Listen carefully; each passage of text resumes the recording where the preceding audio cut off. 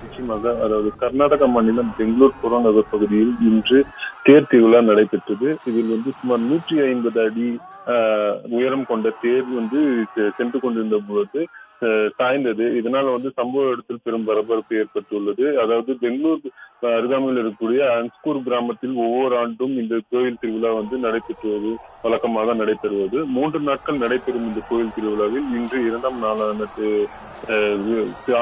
திருவிழா நடைபெற்றுக் கொண்டிருந்த பொழுது சுமார் 150 அடி அலங்கரிக்கப்பட்ட தேர் பக்தர்கள் மீது சாய்ந்ததில் பெரும் பரபரப்பு ஏற்பட்டது. இதில் உயிர் சேதம் எதுவும் இல்லாவிட்டாலும் ஏராளமான பக்தர்கள் படுகாயமடைந்து உடனடியாக அவர்களை அங்கிருந்து மருத்துவமனைக்கு அழைத்து சென்ற சம்பவம் தற்பொழுது ஏற்பட்டுள்ளது.